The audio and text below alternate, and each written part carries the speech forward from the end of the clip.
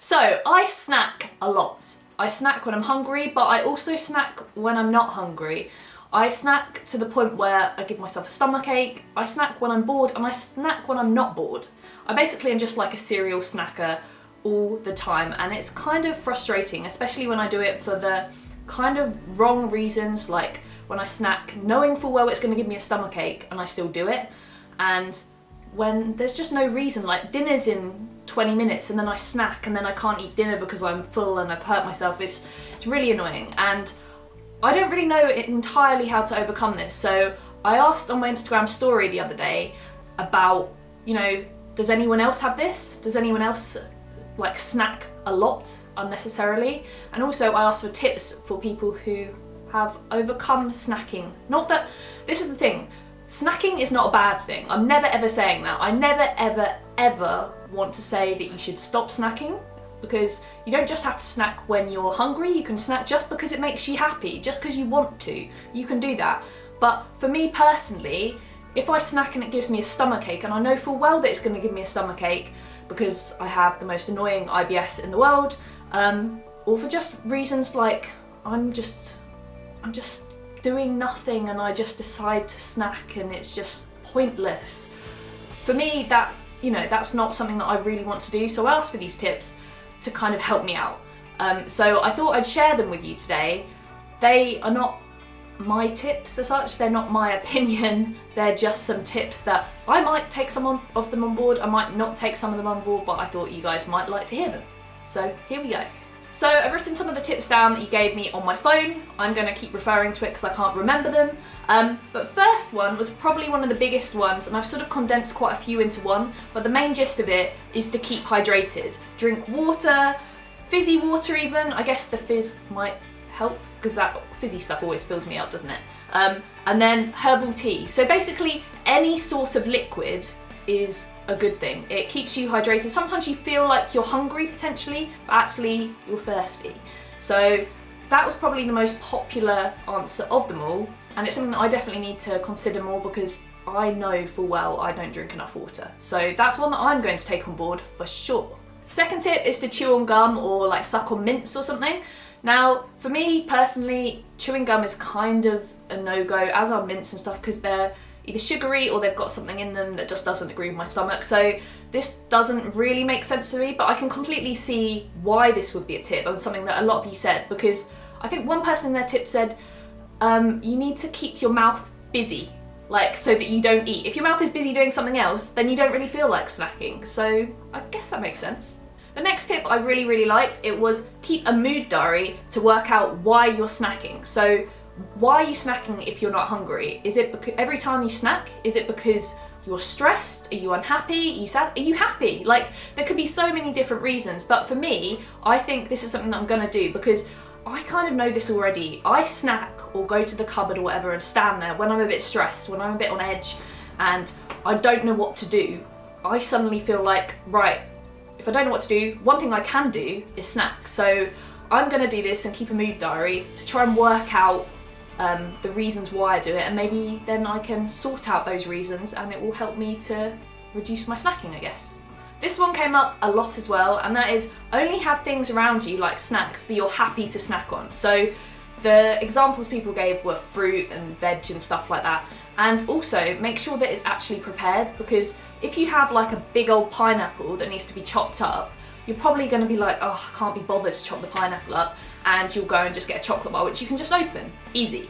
But if you had it already chopped up in portions in the fridge, for instance, you might actually have that instead. So yeah, this one does make sense for me. The only problem for me personally is that as my stomach is so rubbish, I can't have as many fruits and veggies as I want, but I think I will definitely keep this in mind. Oh my god, it's windy outside.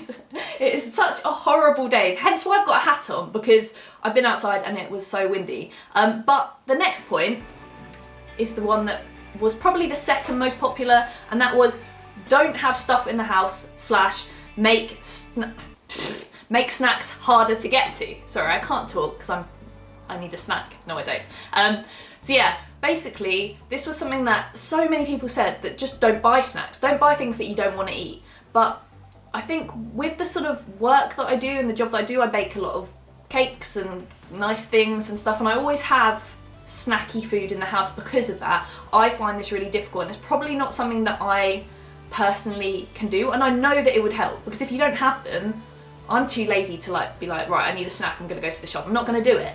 So this is a really good point if you know, you feel like because it's there and it's convenient, you just get it. Maybe you should just reduce the snacks or make them harder to get. Just put them on the very top shelf and that you can't get to yourself or something like that. I don't know. It does make sense, doesn't it? Right, so the next one is actually my favourite one, and a couple of people said this, and that was, oh, I can't remember it. It was to test if you're actually hungry by like going to the kitchen and getting an apple and being like, right, if I could eat this apple, then I'm hungry and then that's fine. But if you wouldn't eat something like an apple or a piece of fruit and all you really want is some chocolate or some crisps or ice cream or something, then you're probably not hungry, because if you were that hungry, you would eat the apple anyway. So I think I am going to definitely think about this more, and every time I go to the pantry, to the cupboard, to the fridge or whatever, to get something that I don't or shouldn't really get because it might make me feel unwell or something, then I am just going to straight off look at an apple and be like, do I want you? Do I want you? If I do, then fine, I'll probably just go and have the apple. If not, I'll put it down and I won't have anything because it's just not necessary. It's not like I can eat an apple, but it was a good example. What is this? Another tip that I've been told is to brush your teeth, which is something that I have thought about and I think I've done in the past, because once you brush your teeth, it kind of just stops you wanting to eat, because, well, you know, like if you have orange juice after you brush your teeth, it is the most horrible thing in the whole entire world. It tastes like awful, and it's the same with loads of other things. So brushing your teeth kind of just refreshes your mouth, but it refreshes everything and makes you feel like, right, I don't really want to spoil this nice minty fresh taste in my mouth by eating, so I won't, and you don't really feel like it anymore. So yeah, that's another one. Brush your teeth. Oh, I've got a visitor. I think it's because I've got a treat on the table, actually, to be fair. Let's put that there for you. Right, completely lost my train of thought now. This is Peggy.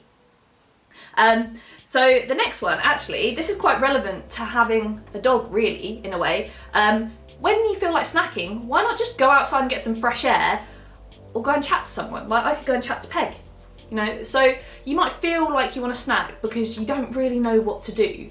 If you just go out for a quick walk, it doesn't have to be a massive walk or something, it could just be walking around your own garden. Then, you know, you feel like, I don't know, it takes your mind off stuff, and then, hello. and then you might not want to snack anymore. It just makes you sort of rethink everything. It gives you that moment to sort of think about, did I actually need that? Or you might come back in after going for a walk or something and completely forget and go on with your day. And it's the same with going, like, you know, you could chat to someone in person, you could call someone up on the phone. Not something I would do because I hate talking to people on the phone. But any of those sort of things, just things that would distract you in a way, but not in a bad way, in a good way, in a positive way. Or you could just play with your dog. This is a dog that loves to snack, and that will never end. I can't change that, but she's a dog and I'm a human, so it's different, isn't it? Another one that came up quite a lot. Right, now this dog is having a snack. She's having a bit of duck. What a lucky girl. There you go.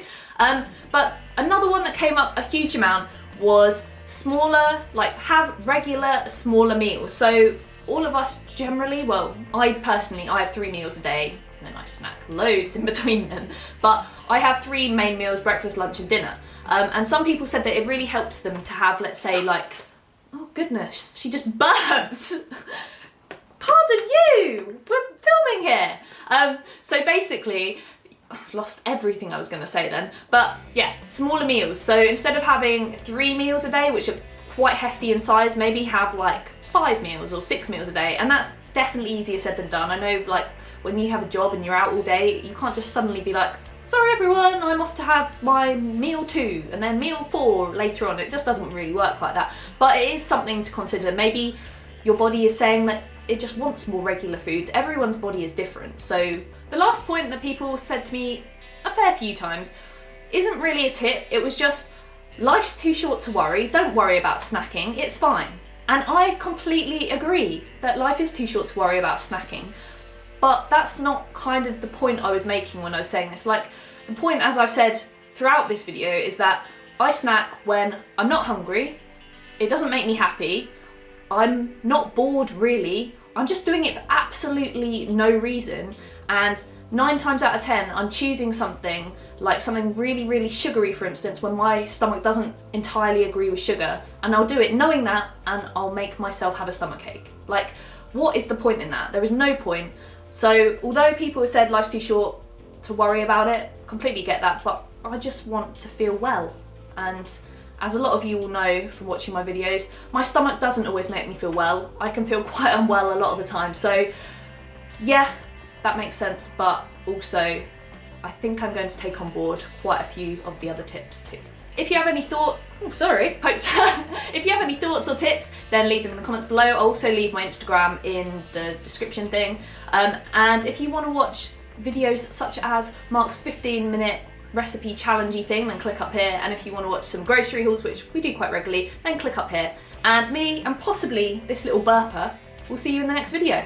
Bye!